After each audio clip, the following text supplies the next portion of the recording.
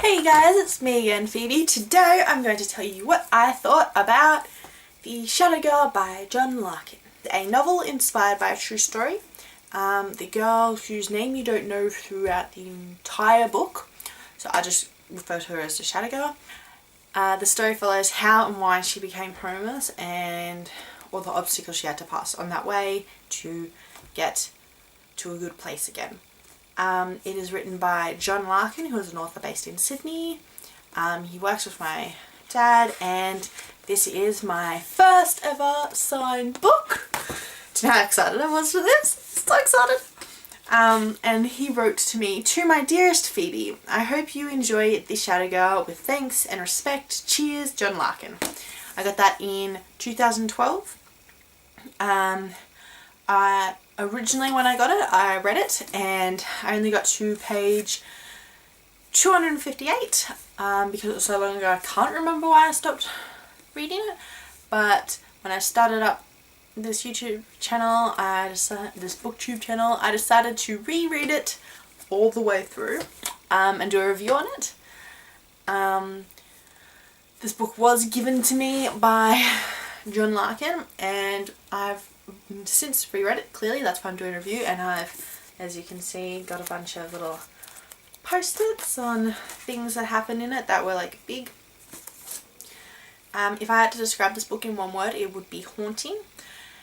Even when I read it the first time, there were two specific things that I had read that had stayed with me the entire time. Other bits and pieces stayed with me as well, but these ones were distinct. One, yes, is this line, a few lines here. "I crawl out of bed and scramble over the floor. I reach down and feel my lifesavers. I could kiss them. 2 little rubber door wedges, $2.50 each from the hardware store." The other line's a bit intense, so I'm not going to read it out. That line I think of quite often actually, and because I have a little rubber door stopper to hold my door open, which is not why she uses it, but sometimes I'll like look down and it'll be there and I'll think of that line in the book. Anyway, so I did finish it, and oh my god, so much happened. I would like, because it is inspired by a true story, I would like to thank the Shadow Girl for sharing her story with us. I would like to thank the people who the characters Miss Taylor, Alison McAllister and Cinderella are based off of, because people like you are amazing, and the reason the Shadow Girl is alive right now is because of you guys. Heart-wrenching, soul-breaking story. The end was not what I expected, and I liked it. I don't want to talk too much about it because I want you all to go read it and tell me what you think about it. I don't want to do any actually, I'm going to do a spoiler section. This is going to be my first ever review that has like a spoiler section as well. I also would like to thank John Larkin for giving me this book to read. It was a great book, so thank you. And thank you for my first signed book. He also signed my second book, which is The Pause, which I am currently reading now. And so that was my second. They're the only 2 signed books that I have, which is sad, but I'm excited to have 2. Any actually. So yes. I wouldn't suggest reading it if you are under the age of 16, because there are a lot of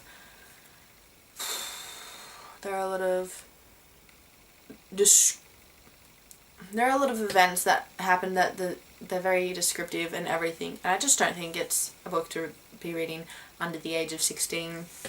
I love the chapters. Like every second chapter or so, there's a cafe chapter, and it's the transcript between John and the Shadow Girl just talking, and I love the way that is, and it just makes it feel more like a true story. And yes, the character, the Shadow Girl, absolutely loved her. I love at the ending, which I thought, I love her decision at the end, which I will talk more about in the spoiler section. I also love Cinderella, the character Cinderella, again, talk more about in the spoiler section. The way John writes about things that happen where most of the time he doesn't say it outright. It's when you're writing, people always say show don't tell, and he does that completely. He does it without telling you what's straight up happening, and the descriptions just depict this scene full on in your mind, and they're like horrible scenes where bad things are happening, but it's written so amazingly and it's just great, and I loved that about it. That's one of the things that stuck out to me the most while reading this, is that it's a lot of suggestion. There's a lot of dark humour as well, and like I said, suggestion, and you'll be reading this and you just think, oh my god, this is actually someone's life, and that's heartbreaking. I'm going to now read the blurb on the back, and hopefully you guys go buy it and read it and tell me what you think below, and then we'll get on to the spoiler section. I tried to be forgettable. That's how I survived. The Shadow Girl never imagined she'd live on the streets. After her parents disappear, life with her aunt and uncle takes a sinister turn. Terrified that the authorities will believe her uncle over her, she flees. She tricks her way into a new school and pretends to have a loving family. No one knows she sleeps in the rail yards, sand dunes, and abandoned houses. At school, she meets the author she will call upon years later. Over time, they piece together the story of how she survived, who helped her, and the friend she wishes she could have saved. Thrilling, profound, and blackly funny, The Shadow Girl is John Larkin's best and most important novel to date. So that's all for the spoiler-free section. So if you haven't read the book, don't watch any further until you do, unless you want to be spoiled, which I actually hate spoiling myself on things. I tend to do that a lot. Like, I'll just like Google something and then there'll be a spoiler and then I'll know it and I'll be like, ah, and it sucks like that. Anyway, up to the spoiler section. Oh my god. This book ruined me.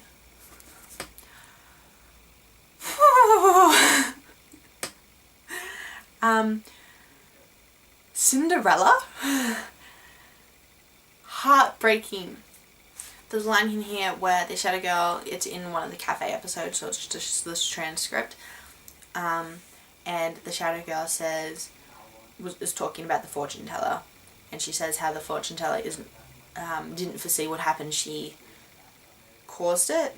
Her words are, she didn't foresee Cinderella's death, she caused it. You tell someone they're going to be dead before they're 20, what happens? They go off and live life on the razor blade, and sure enough, they're dead before they're 20.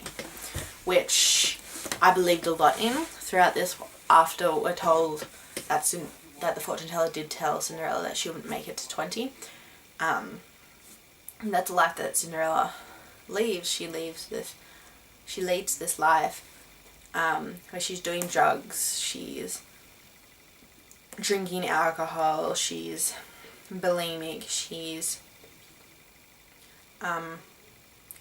using sex to get money for her drugs and all of this stuff, and she ends up dying before she's 20. And the death scene and the chapter after it where she's talking about in the cafe completely ruined me. I read it to my mum and I was like, oh, tears were like all just gathering. I'm like, I can't cry, and and it's just so sad. And it's horrible because you know it's gonna happen. The way it's being described throughout the scene, the repetition, I'm going to sound like an English teacher here, the repetition of she can't stop trembling, you're just like, no, this can't happen, this can't happen, she has to live, she has to prove the fortune teller wrong. But no, and that just ruined me, and it was so horrible, and even talking about it now, it makes me want to cry. The other thing I wanted to talk about in the spoiler section is the ending. I love how,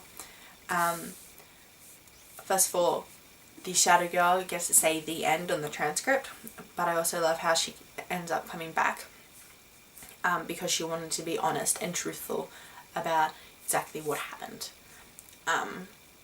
And with the law and everything, I get how she could be arrested and everything, but for what happened, it's not her fault. She didn't shoot him.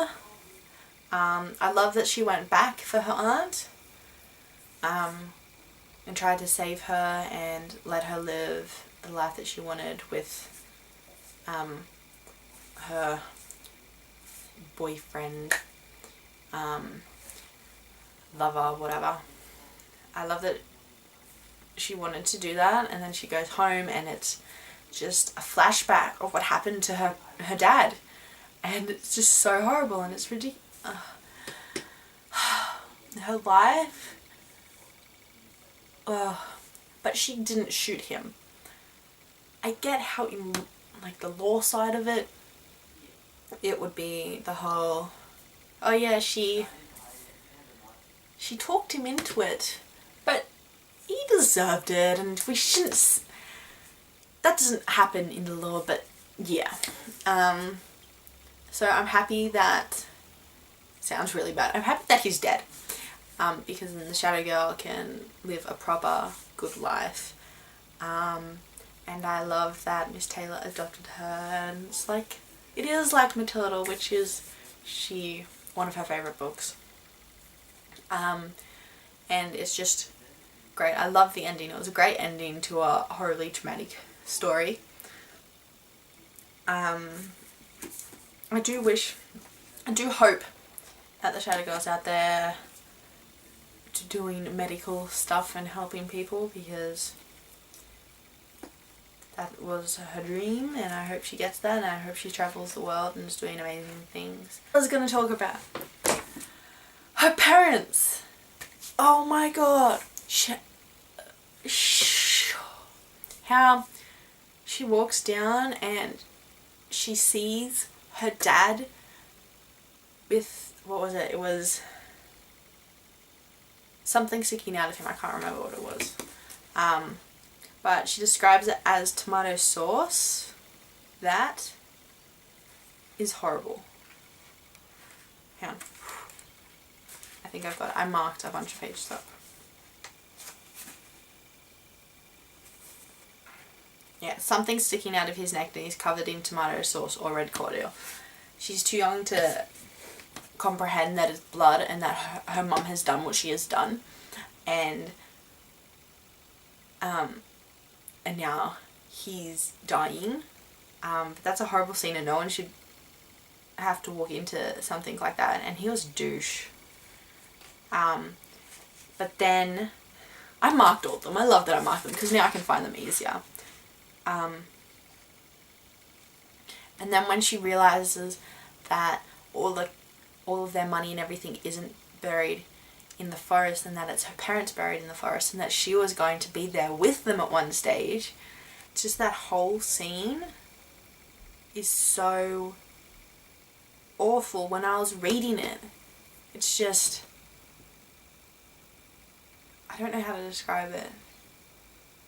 It's just this, like this blanket over you when you know you're reading something, but when you're a part of it as well because you're reading it. And then you just go cold and you're like, oh crap. Oh my god, this is what's happening, and it's clicking and you're understanding what happened, and it's like the whole, and the next thing I know he's carrying me through the forest and he stands me in front of a hole that he's dug, and I know that this is where I'm going to be sleeping tonight. I can't remember how old she is in this part, but she's young. She's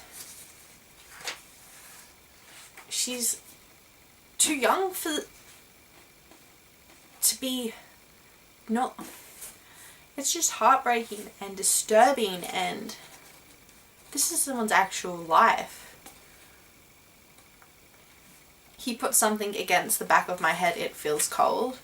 That again is the whole suggestion thing that I was talking about in the spoiler-free section of, the spoiler-free section, how he's not saying there's a gun, Creepo's holding a gun against her head. He's not saying that straight out, he's describing it and you're like, oh shit. Of course he's not coming. It's not our cash out there in the forest. It's not Mum's jewelry or buried treasure. How could have I been so stupid? God knows what he drugged me with. That again is just the whole summary of it all, just being like, it's her parents out there, and it's just, oh my god, it's just heartbreaking and disturbing and brutal and horrible, and I think I've said horrible before, I can't, and it's just, it's horrible. There you go again. I do, however, like the comical part of it all, how there's a lot of dark humour and everything, and it kind of lightens it up a bit, which she has to have in her life. She needs something to lighten it up because it's horrible. But yes, so if you've made it to this section, hopefully you're one of those people that have actually read it and not just spoil it for yourself and finding out what happens. I don't think I really talked about what exactly happened, I was just talking about some other stuff. But, happy reading to you all. Go buy it, go read it, enjoy it. Tell me what you think in the comments below. And I'll see you guys next time. Bye!